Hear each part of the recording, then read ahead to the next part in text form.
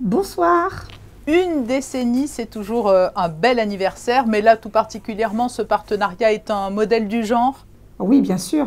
Comment s'est-il traduit dans les faits? Alors, il y a eu l'aide apportée ici, et puis la formation. Quand je suis arrivée, c'était déjà en place. Et on m'a proposé, à l'époque, de partir à Dakar pour accompagner l'équipe qui partait en gynécologie. Et j'ai accepté tout de suite, puisque je trouvais ça très sympathique. Et après, on a continué avec les différents autres partenariats. La transmission du savoir, c'est la clé dans les pays dont les soignants viennent se former à Monaco ou qui vous accueillent.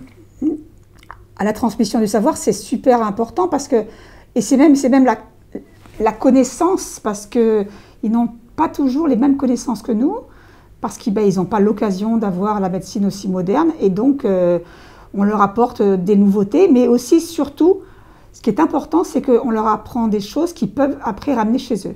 Parce qu'il ne faut pas comparer notre médecine, qui est quand même hyper technique, avec leurs moyens à eux. Et il faut vraiment essayer de leur donner ce qu'eux, ils peuvent faire. C'est-à-dire qu'ils puissent transmettre aussi eux-mêmes sur place. Alors faites-nous part justement de votre expérience sur place. Ce sont des souvenirs mémorables à tout point de vue.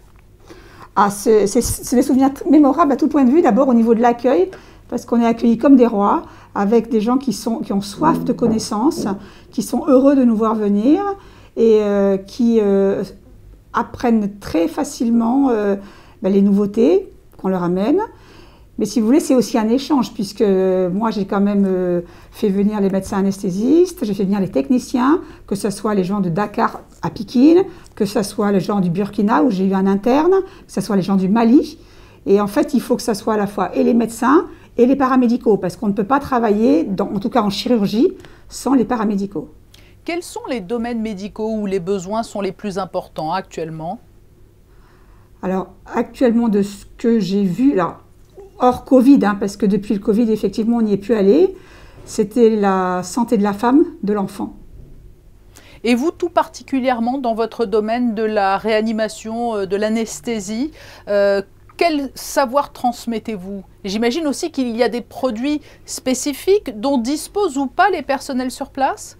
Exactement. Il y a des produits qui sont maintenant peu chers, donc qui peuvent être utilisés là-bas, donc comme entre autres les hypnotiques, qui permettent de faire dormir les patients.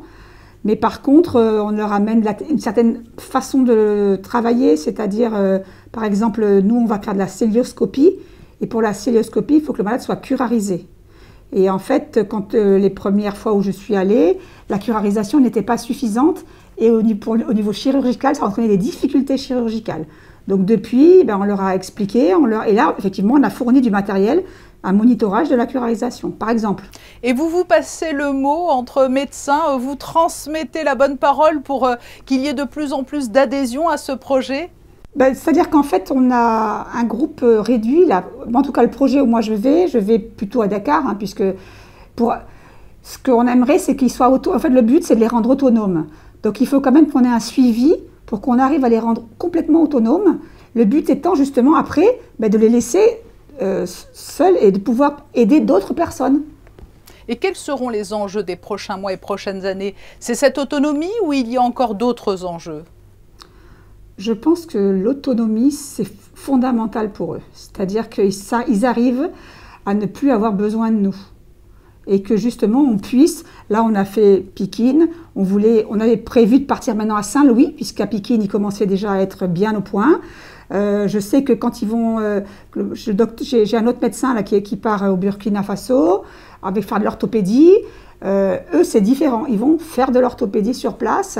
Et ils sont moins dans la transmission. Ça dépend vraiment du secteur. Mais les structures ne font pas défaut parce qu'il ne s'agit pas que de former des personnels. Encore faut-il qu'ils puissent avoir les moyens d'exercer. L'entretien du matériel, parce que le matériel médical s'abîme très facilement. Et donc, il y a la maintenance. C'est-à-dire qu'on a même pensé faire venir un ingénieur biomédical de chez eux, qui s'appelle technicien en biomédical. Mais parce que si le matériel n'est pas entretenu d'une année sur l'autre, avec la chaleur, avec la rouille, on finit par perdre le matériel. Et c'est très important de pouvoir entretenir ce matériel et qu'ils aient l'habitude de l'entretenir. C'est en tout cas un très bel exemple d'engagement et de coopération. Professeure Isabelle Rouquette, merci pour ce témoignage sur le partenariat dont on célèbre aujourd'hui les 10 ans. Merci, au revoir.